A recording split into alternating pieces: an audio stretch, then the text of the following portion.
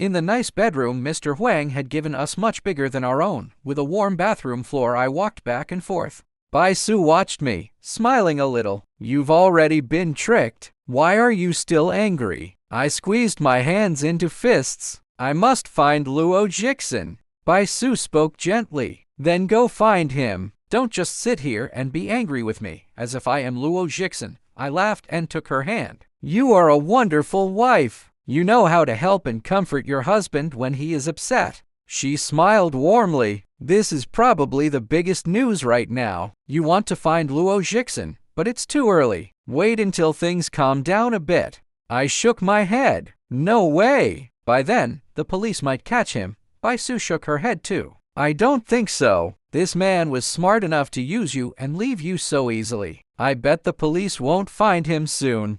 I said they could start with his wife. Bai Su laughed. "When it comes to helping her husband, Mrs. Luo is truly a model wife." I was confused. "What do you mean?" "You told me what happened," she said. "If Mrs. Luo didn't know why her husband killed or what he asked you to do, that's hard to believe." Her words made sense. I hit my forehead in frustration. When I saw Luo Jixin drive away, I could have followed Mrs. Luo. If they were working together, following her could have led me to him. But I missed that chance. If Bai Su was right, Mrs. Luo was probably missing now too. To check, I called the prison, pretending to be a lawyer asking for Mrs. Luo. The person on the phone used bad words and said, "That woman is probably in hell by now. Go look for her there." The call ended. I didn't get a clear answer, but it was clear Mrs. Luo was gone, and Luo Jixin's escape had clearly been found out. The prison must have been very chaotic. Calling to ask about Mrs. Luo during that time? I had brought the bad words on myself. Bai Su smiled. "Let's stay hidden here for a while. You always say you don't have time to read. This place has a great library. Your wish has come true. Why are you still sighing?" I gave a sad smile. "I guess that's all we can do." We talked a bit more. Just as I was about to rest, Mr. Huang came back with many newspapers, evening and second editions, all with headlines about Luo Jixin's escape.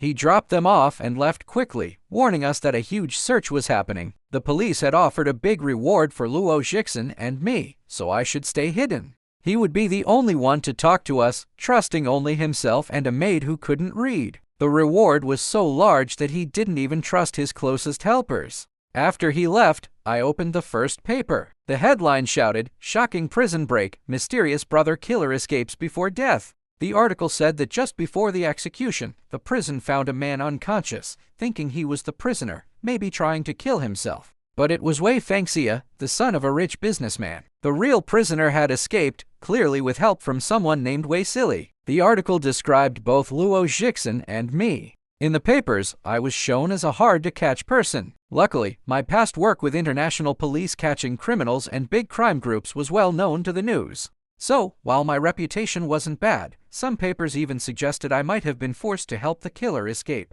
Of course, no one guessed I had been tricked into helping Luo Jixin. The papers also quoted Jack, the police officer. He announced a $2 million reward for finding both Luo Jixin and me, or $1 million for just one of us. It was a huge amount of money. A picture of Jack, looking proud, was with his statement. I realized I had been tricked not just by Luo Jixin, but by Jack too. If he hadn't made that comment outside the prison, I might not have acted so quickly. Soon after Bai Su and I finished reading the papers, Mr. Huang came back with the second edition of the evening paper. It said that everyone connected to me had been questioned, and my home was searched. The headline read, "Two couples vanished together. Luo Jixin and Bai Zhuqiang were also missing. No one knew where they were." Wei Fengxia had been questioned and then let go. His car was found on a quiet road leading to the suburbs. For others, these reports were exciting and strange. But as someone deeply involved, I could neither laugh nor cry. The worst part was seeing TV news of the police searching our home. Bai Su and I had worked hard to decorate it, loving every part. Watching it being destroyed was heartbreaking. I could handle it. I am a man after all.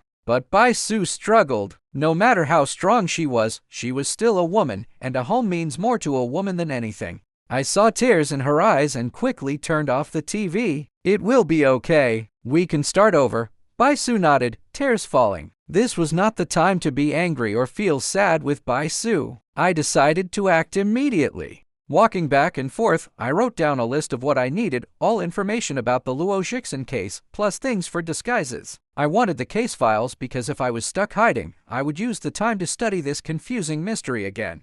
Now that I knew more about Luo Jixin and his wife, I was sure that a careful look would give better results than my last try. And I couldn't just stay hidden in this mansion. I needed to go out, change how I looked, and move around.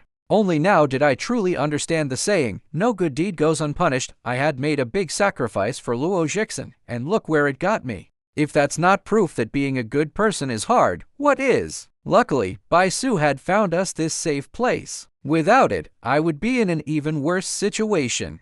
Mr. Huang must have worked all night because early the next morning while I was still dreaming of holding Luo Jixin by the throat to make him say why he killed his brother, he appeared. He brought everything I had asked for, including not just newspaper clippings but a full copy of the police's case file. That was more than I expected. I guessed he either knew people in the police or paid a lot of money for it. I didn't ask. Along with the files, he gave me an interesting item, a small briefcase. It looked like a man's briefcase, but if you turned it over, it was a woman's handbag.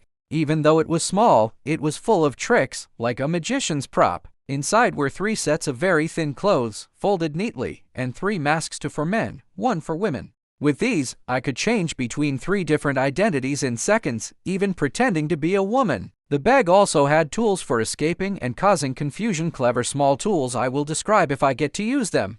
Mr. Huang had met all my requests. For his safety, I told him to leave right away so no one would think he was hiding us. Harboring was the right word. Bai Su and I were wanted criminals.